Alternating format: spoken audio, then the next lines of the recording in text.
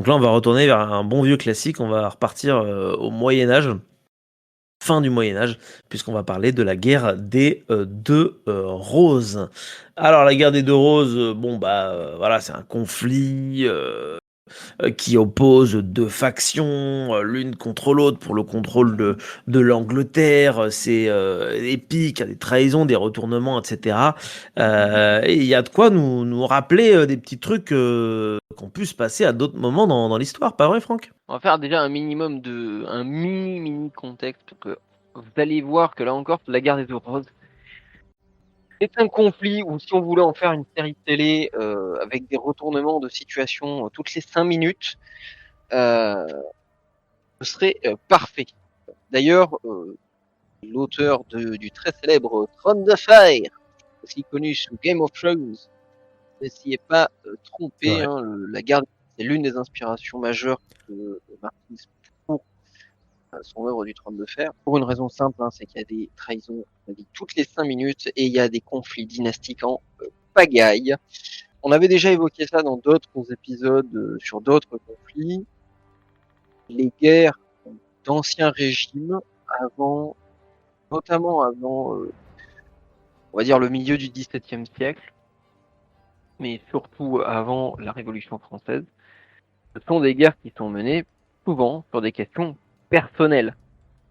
Euh, la guerre de 100 ans, qui pendant 116 ans donc va opposer la France et l'Angleterre, démarre sur le refus de l'hommage d'Édouard III face au roi de France, qui refuse dans un premier temps de prêter un hommage libre et de le reconnaître comme son supérieur hiérarchique. Mais ces conflits interpersonnels, des fois, ils ont tendance aussi à se mélanger les uns les autres. La guerre des 2 roses, elle a justement un lien avec la guerre de 100 ans, un lien très fort puisque la guerre des 2 roses consiste principalement en une dispute sur le trône d'Angleterre. Quelle famille et sur quelle personne surtout va pouvoir s'emparer du trône d'Angleterre, alors même que le roi anglais est également en conflit avec la couronne de France pour la couronne de France.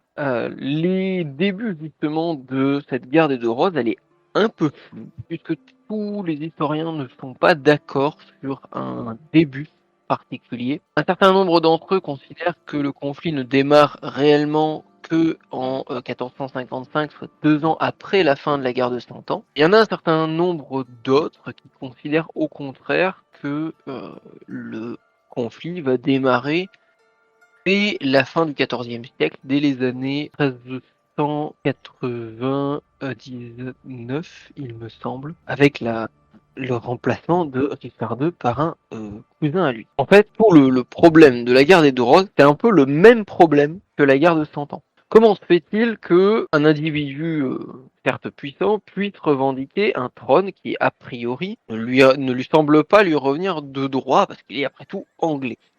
Déjà, il faut se sortir de la tête l'idée selon laquelle, à l'époque, il y a des nations. À l'époque, même si on a des peuples qui se reconnaissent entre eux, il n'y a pas de nation à proprement parler. Il n'y a pas de français et d'anglais en tant que corps constitué, comme ça sera le cas après la Révolution française. On a des groupes d'individus, des peuples, qui sont soumis plus ou moins d'ailleurs à des familles régnantes. Des familles régnantes qui se marient les unes avec les autres, font un certain nombre d'enfants, certains officiels, certains naturels, ce qu'on appelle communément des bâtards. Et tout ça, ça crée un joyeux bordel dynastique.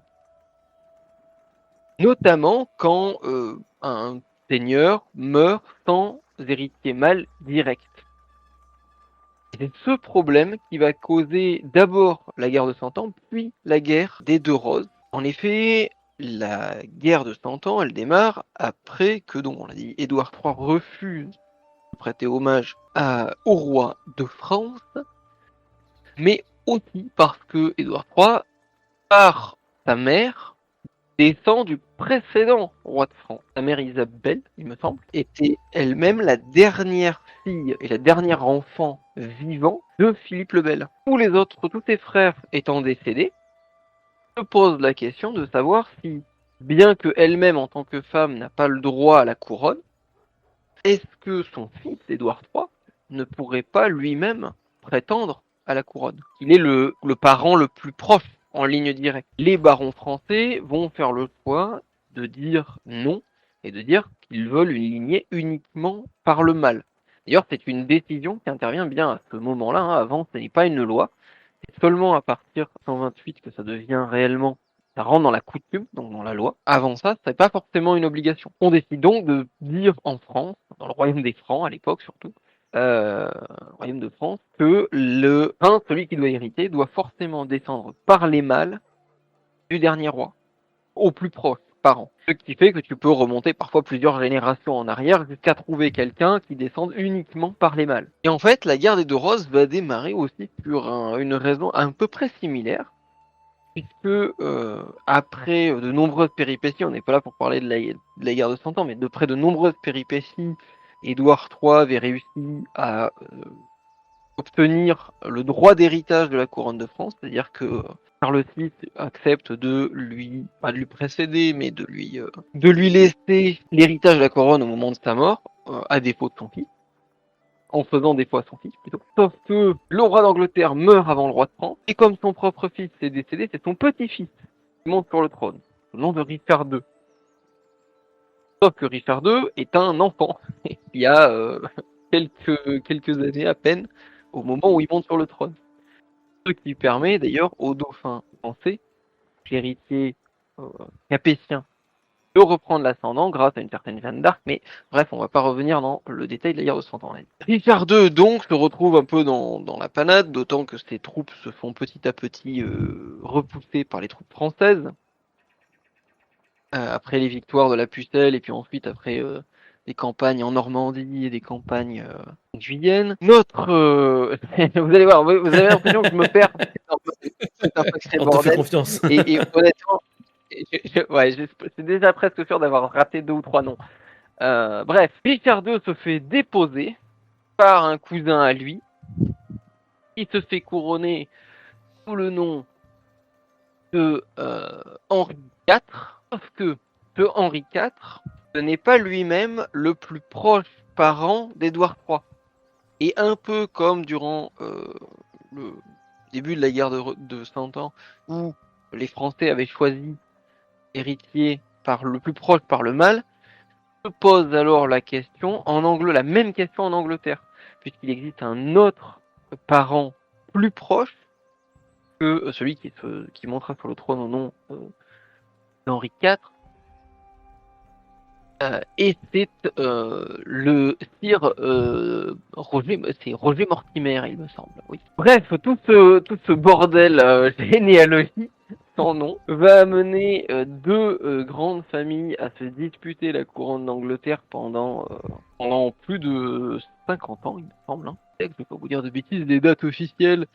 Alors, la date officielle, c'est 1455-1485. Personnellement, j'aurais plutôt tendance à dire que on pourrait partir sur 1400-1485. Et donc, pendant tout ce temps, les deux familles, que sont les York et les Lancaster, vont s'entretuer avec des retournements d'alliance toutes les 5 minutes, parce que, évidemment, pour faire plus simple, ils se marient aussi entre eux. Et ils ont des vassaux qui s'entremarient et qui changent de camp, à peu près à chaque fois qu'il y a un changement de roi. Donc vous l'aurez compris, c'est un bordel absolu, bordel sans nom, qui va secouer l'Angleterre et qui va finir par la destruction d'ailleurs des deux lignées que sont les York et les Lancaster, qui seront remplacées par une autre lignée, elle aussi descendante des rois d'Angleterre Plantagenets, les Tudors, dont le plus connu, Henri VIII, décidera de...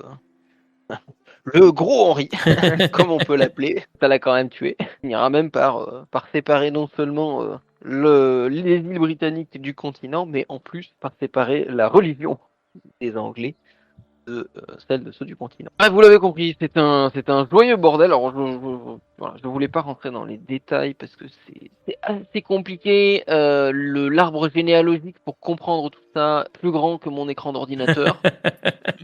Et je suis en police 12, donc voilà. Ouais. C'est vraiment un bordel sans nom pour vous dire. Édouard III se voit Richard II hérite d'Édouard III, puis est déposé par Henri IV, dont le fils Henri V hérite, tout comme le petit-fils Henri VI qui est ensuite écrasé par un arrière-cousin Édouard IV qui voit son fils Édouard V combattre Henri VIII avant que la maison de Tudor ne prenne le dessus. Et ça, c'est sans compter les interventions de la famille de Mortimer, on l'a dit, les familles de Percy, les interventions françaises qui, bien évidemment, fournit des armes et des troupes aux deux camps en les regardant s'entretuer. Toujours laisser un adversaire faire des conneries, hein. Ah, C'est le ça. principe de base. C'est clair. Et tout ça va donc provoquer à la fois une extinction massive au sein de la maison royale des Plantagenets, puisque malgré tout, il va y avoir un grand nombre de morts. Et en plus de ça, la dernière dynastie des Tudors, qui sera incarnée à partir de Henri VII puis de Henri VIII, ces deux souverains décideront même de faire exécuter pour la plus petite raison quiconque pourrait avoir des prétentions justement sur le trône des Plantagenets, ce qui fait que l'arbre généalogique à la fin de ce conflit entre les familles se rétrécit très fortement et mènera d'ailleurs au remplacement de la dynastie des Plantagenets, hein, puisque vous êtes peut-être au courant, très chers auditeurs et auditrices, mais aujourd'hui ce ne sont plus des Et non. Plantagenets qui règnent sur le trône d'Angleterre. Et ce sont, est-ce C'est que les vous savez, Windsor, toujours. très chers collègues, Non? et non, Ah ouais? et non, le nom des Windsor, des monarques actuels de Grande-Bretagne, est un nom inventé. Non. C'est un nom C'est allemand. un nom. C'est les Ils ont oranges, c'est des changé oranges, leur non? nom. C'est pas des mecs d'orange? Non, c'est un nom allemand. C'est un nom Ce allemand, ne je sont crois. pas C'est des oranges. dynastie Ah, c'est une allemande, je dynastie crois, un allemande, truc peut-être, putain. Effectivement une dynastie allemande. Ils ont changé le nom de la famille régnante au début de la Première Guerre mondiale parce que c'était pas trop cool d'aller faire la guerre aux Allemands alors que ton monarque il a un nom un peu fleu et qu'il ressemble très fort à l'empereur d'en face. Puisque oui, le nom réel de la famille de Windsor, ce sont les Saxe-Cobourg-en-Gotha. Ouais, tout de suite, ça fait moins. Ouais. Ah, les petits Ça fait moins traîtres british, qui ont changé hein. leur nom de famille. Ouais, autant York, Lancaster, Tudor, tu vois, ça fait très Ouais. british. Mais c'est vrai Non, que. un Ouais. peu plus que Plantagenet, en tout cas. Non, d'ailleurs, imprononçable en anglais, hein. Saxe-Cobourg-Gotha. Eh ben, dis Voilà. donc. Donc un conflit civil absolument bordélique. Donc si vous voulez, pareil, si vous voulez vous y plancher, très chers auditeurs et auditrices, vous allez perdre 2 points de santé mentale. Vous le faites. Après c'est très sympa parce qu'il y a il y a plein de trahisons, il y a plein de choses qui ont inspiré Comme des Game of auteurs Thrones, justement, ouais. dans la période juste après, Et notamment Shakespeare, c'est vrai Shakespeare. aussi. Ouais. C'est quoi? C'est Henri, Voilà. Henri VI, sa pièce de théâtre? Je me souviens plus. Marié à Marguerite d'Anjou. Oui, c'est ça. Enfin bref. Il y a plein de retournements comme ça. Et un phénomène aussi intéressant, et je pense qui est plutôt cool pour ce conflit-là, c'est un conflit dans lequel les femmes ont beaucoup de place. Parce que c'est vrai qu'on a tendance à voir la guerre au Moyen-Âge comme un truc particulièrement masculin.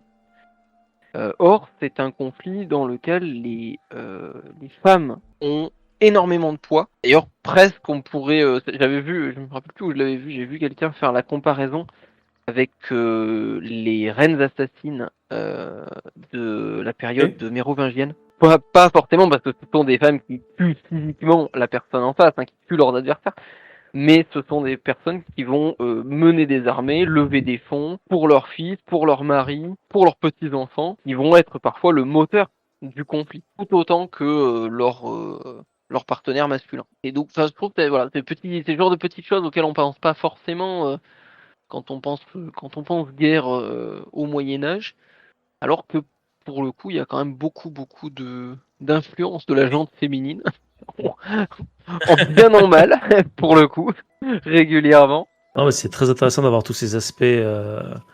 C'est une guerre qui est très complexe, comme tu l'as si bien dit. Ouais, je suis désolé, c'est très brouillon. Non, J'ai non, pas eu mais beaucoup t'inquiète, de temps pour c'est très préparer bien. tout Hein. ça. Je pense que vous l'aurez entendu. Très bien. Mais voilà. Et le problème, c'est que c'est un conflit où il y a tellement d'événements dans tous les sens, de trahison, comme dit, il y en a dans tous les sens. Voilà, il nous faudrait au moins Pour 3 pouvoir en parler, saisons avoir une chaîne spécialisée dans le avec la BBC pour dossier. pouvoir.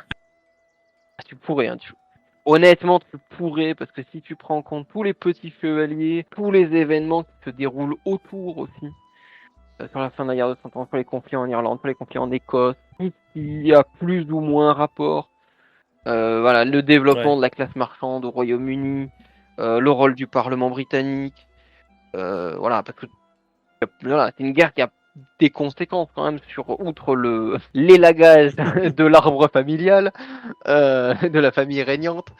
Il y a aussi des conséquences politiques avec la destruction d'une bonne partie de la petite noblesse, de la chevalerie notamment, qui avait pourtant combattu durant la guerre de Cent Ans, qui s'était taillé en un morceau de pouvoir un peu important au Moyen-Âge.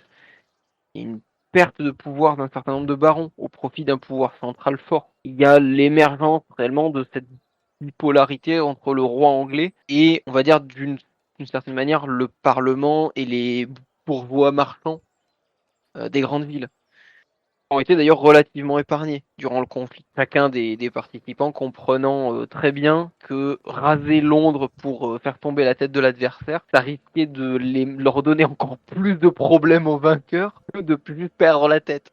Ce qui entraîne aussi tout un tas de batailles rangées qui n'auraient peut-être pas eu lieu dans un autre conflit. C'était deux Clairement. puissances étrangères qui s'affrontaient. Parce que du coup, on hésite beaucoup plus à raser le village de l'adversaire ou la ville de l'adversaire. Parce que c'est aussi ta ville, puisque tu la revendiques, puisque Ça la c'est toi fout qui mal dois si en tu la être le rases. roi. Donc forcément, si tu la rases, après, t'as plus d'impôts. T'as plus d'impôts après, donc Dommage, dommage. c'est chiant, quoi. Surtout si, surtout si dans la foulée, les Français, pardon, décident de Ouais. débarquer en force. Tu vois, quand t'es pas encore la toute puissante nation des mers, Ouais, c'est clair. c'est craignos un peu, tu vois. Bon, bref, il y a plein d'événements, il y a plein de choses qui pourraient être évoquées. On pourrait évoquer aussi juste en dernier papillonnage, le fait que l'Angleterre a même, à Ah un ouais? moment donné, failli être divisée entre différents participants. Où, oui, il y a eu il y a tout un morceau tout un moment où certains des grands seigneurs anglais presque sont prêts à se partager Ok. l'Angleterre, à affaiblir la monarchie britannique, et qui aurait pu d'ailleurs rendre Ok. son indépendance au Incroyable. pays de Galles. Euh, je vous laisserai chercher pour ceux qui s'intéressent. Une vidéo assez Ah, chouette de Possible History qui fait de l'Uchronie ok. là-dessus. Bah merci du Incroyable. conseil et de l'info. C'est hyper C'est chouette intéressant. sur le sujet. Si ce petit instant passé en notre compagnie vous a plu et que vous avez envie d'en passer d'autres avec nous, eh bien n'hésitez pas à vous abonner, mettre un petit pouce bleu, partager la vidéo ou encore nous suivre sur les réseaux sociaux. Sachez que vous pouvez aussi écouter cet épisode dans son entièreté et pour cela vous n'avez qu'à vous rendre dans la description de la vidéo. Je vous dis à très bientôt pour à nouveau écouter un petit peu de tout et surtout un petit peu de rien.